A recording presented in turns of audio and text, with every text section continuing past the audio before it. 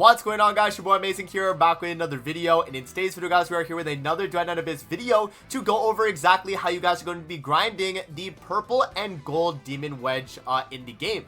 Now, the thing is with demon wedges, guys, is this is something where I would only really recommend you start doing this a little bit later into the game when you're at the mid to end game.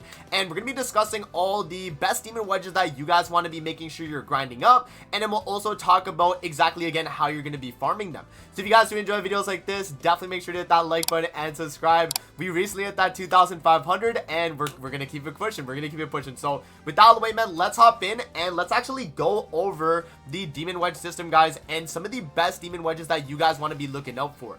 Now, if you guys go to the demon wedge display here, guys, the reason why you want to start actually grinding demon wedges is when you're at the point in mid game where you've already grinded up as many characters as you can, but you now want to get more trial exp by actually collecting more demon wedges. Now, we're going to be going over a few of the ones that I actually think are going to be must pickups as you are just naturally grinding for some of these demon wedges, and we'll talk exactly why they're so good and what type of characters can actually benefit from these demon wedges. Alright, guys, so the first type of demon wedge that you guys are going to want to make sure you are trying to get is going to be this one right here, the Typhon's Prime Serenity. I think, yeah, so across all of them, it's just the Serenity version of the Typhon's Prime, depending on, obviously, the type that you get it for. Now, as you guys can see from these stats here, it's going to give you attack 75%, HP 75%, defense 75%, but the main effect that you are looking for from this is restores additional sanity by 7 for you and your teammates every 3 seconds. Now, I know Braxphone made a video on this like the other day, guys, but I'm telling you, I knew that this would be an insane demon wedge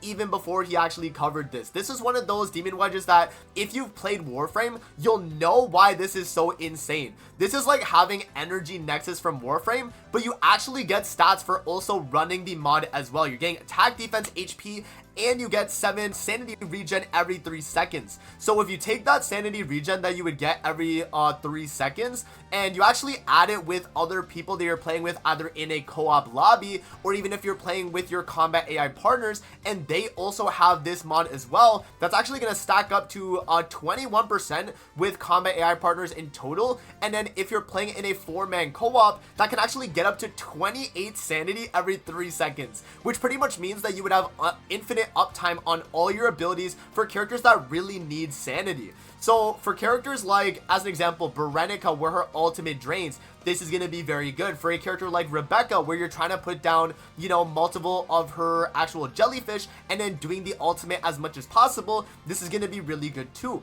A lot of the characters in the game are really going to benefit from this, and especially the ones that are very sanity hungry are going to be really insane with this demon wedge, guys. So yeah, this is one of the best ones in the game, and yeah, another one that you definitely want to be focusing on. Now, the other demon wedge in this set, guys, the uplift one right here, the Typhon's Prime Uplift, this one's also going to be very good too, because the effect is that it increases your damage dealt by you and your teammate by 11% while giving you the attack, defense, and HP. This is another really good one of this set, just because of the fact that you're getting free damage dealt by you running this for your teammates. And assuming that this is able to stack as well, then you would be able to get up to 33% if you're actually running it on every single character. And then if you're not running it on every single character, but you're playing co-op of 4 people, that's going to be a total of 44% damage dealt for you and your teammates that are running this, guys. So that is a really good effect, and it's not going to be as insane again as the sanity restoration, but still getting just damage dealt for everyone on the team, because this is a supportive demon wedge right here that's buffing everyone, including you and your teammates. That is very obviously very good, right? Like, that's going to be one that you definitely want to invest in. Alright, guys, now moving on to some of the other demon wedges here from the Griffin 2 and 3 set right here, guys. You're going to see demon wedges that actually give you the attack bonus for the character that you're using it for. So if it's for an Umbro character, you get Umbro attack, and then you're also actually going to be getting skill damage and skill range from the Griffin 2 set. So every Griffin 2 set right here is going to be either Hydro, Pyro, Electro, Anemo, Lumino, and Umbro, and you get the skill damage and skill range in tandem. That is very good. There are a lot of characters that do benefit from both those stats. Just as an example here, if we're thinking, you know, Rebecca on her jellyfish, damage for the actual amount it's doing, the range to make it bigger. You have characters like Lady Nafil that she already wants a ton of skill range, and that skill range will convert into extra skill damage for her, and you're stacking extra skill damage on top of that. that's going to be a really insane effect. So that's another like example of a character that could really benefit. But most of the time, guys, a lot of characters are going to synergize with both these things and going to benefit from both these stats. Now for the Griffin 3 sub right here, you guys can see it actually goes from being range to duration. So if you're looking for a character that does want duration over range, then you would actually focus on getting this Griffin set right here, where it's going to be giving you still the attack percent bonus for that respective type, while giving you the skill damage, but only 12% duration versus the 18% range that you'd be getting from the Griffin 2 set. So Griffin 2 is going to be the one with the range, and Griffin 3 is the one with the skill duration, which is still very good. And even though it is a little bit less, it is still going to be nice for characters that want longer uptime on their abilities. Alright guys, now these two mods right here from the Pan 2 set are actually going to be pretty good as well, depending on the character. Now, as you guys can see, this one is actually going to be giving you a plus stat and a minus stat. So if you guys remember from Warframe, they do have the mods where you do get a plus in one stat and a minus in another, and these are actually really good depending on the character, because if a character does not need the stat that is being lowered, and then they get a very major boost in the stat that is being increased. So just as an example here for the Pan 2 Eternity, this one's actually going to be giving you 40% skill duration and minus 60% skill range. That is honestly crazy, because there are characters that just completely neglect range and will get that 40% duration and really benefit from that. Now they also do have one as well, which is going to be increasing your skill range and lowering your skill damage. So if you're actually using a character that doesn't really skill off of having high skill damage, but maybe they want the range of their ability to be a lot bigger, then that's going to be another one that's going to be really good just in general for that type of character. Mostly characters like that are honestly like supports that really don't rely on their damage through the actual skills, but they are really in need of the actual like range itself, then that's going to be very good for, you know, characters that do need that. Alrighty guys, now moving away from characters here, let's talk about ranged weapons, and specifically with the multi-shot mod. Now for you guys don't know what multi-shot is, multi-shot acts as you dealing additional damage with the amount of multi-shot that you have for every bullet that you shoot. If you shoot one bullet out of your magazine and you have 2 multi-shot, that means you actually get 2 bullets out your magazine instead of 1 as you're shooting the gun. That is why multi-shot, in my opinion, is one of the strongest stats in a game like Duet Net Abyss, because you're actually doubling your damage if you get up to 2 multi-shot on your weapon. If you're running, like, as an example here, this is Lilith's foldover. You get 60% multi-shot. This is a blue mod that you're going to be able to easily get as you are farming through your demon wedges. Now, if you go to the higher rarity ones, the Lilith's Rain of Quivers, this one's going to give you 200% multi-shot, which is absolutely absurd, but you are going to get your overall damage dealt lowered in a little bit. You can see here it does decrease your overall damage dealt, while you're able to still, you know, double or even triple your damage if you're able to get up to 3 multi-shot with that, which is pretty crazy.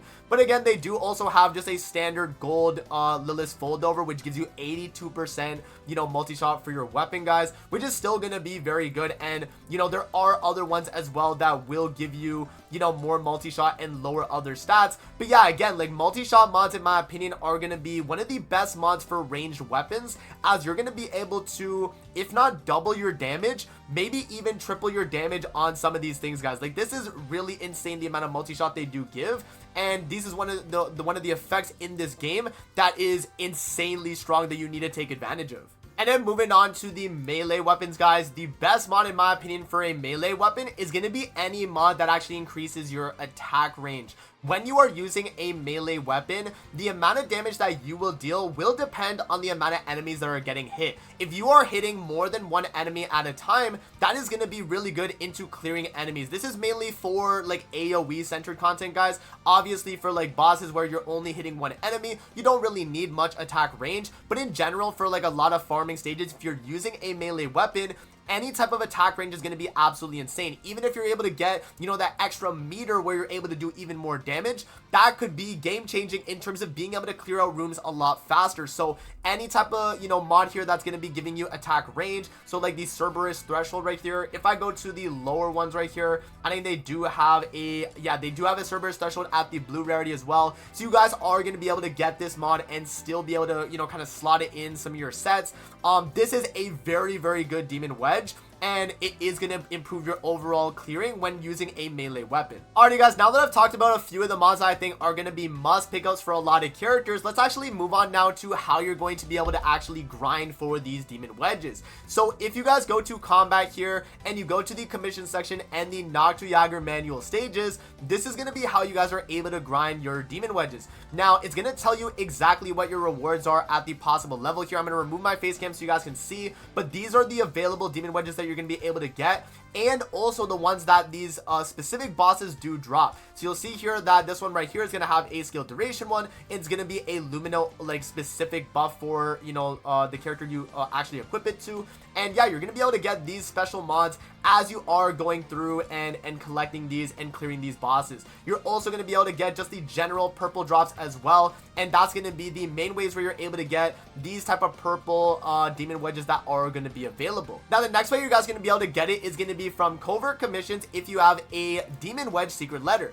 If you actually check to see if you have any demon wedge secret letters, guys, you go to secret letter here. I have none at the moment, but if you go to the shop here and we actually go to covert commissions and demon wedges, you'll see that you are actually able to get a few of these, but a lot of them are going to be left to trial rank 60 and even like the trial rank like 50 here. So a lot of them you're probably not going to be able to get till you're really in the end game for demon wedges specifically, but some of these here are actually very good. So you look at like this one right here. If we go to this demon wedge, I mean, this is skill damage, and then this is the one that you want to use on Brenico here, where when you have a Umbreon character consume sanity, they actually gain 1 stack that increases critical chance, and that's going to be improving your damage a ton, right? That's just like one of the examples. They still have other examples here of other demon wedges you can get. I think this one right here is also really good too. When a pyro character deals damage, gain 1 stack that increases attack. Like, that is going to be another really good effect as well. So yeah, later on in the game, guys, you're probably going to want to be starting to use your secret letter clues on maybe some demon wedges, especially if they're made for your certain build of the character that you're running.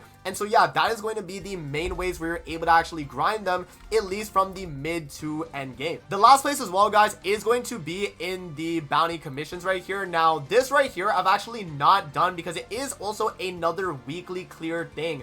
You definitely only want to start doing this once you are able to clear the level 80 stage. As you guys can see here, if you win 3 matches, you unlock the final prize chest. And so this is only something that I'm really going to recommend you actually do when you are in that mid to end game, or even if you are at that end game level. This is going to be very difficult if you're trying to do this in the early game, so I wouldn't really waste it. If your week is about to end in terms of the game, then you definitely could do level 30, maybe level 50 of it. But like, if you're able to get to the level 70, level 80, that's when you're going to be able to get a lot of the really good drops. And yeah, you're going to see some of the crazy demon wedges here that are going to be available. I mean, they have the restore sanity one here. You know, they have like the I think they have the damage dealt one as well. So these are definitely going to be demon wedges you're going to be looking out for, especially getting, you know, their blueprint available. Yeah, guys, that is going to be covering the demon wedges there that you guys are going to want to farm in Duet Abyss, and all the best ones that you're going to be able to actually get in the game. Let me know what you guys think in the comment section below, but that is going to be it for the video. I hope you guys did enjoy, and I'm going to see you guys on the next one, man. Peace out. Have a good rest of your day, guys. See you later, man.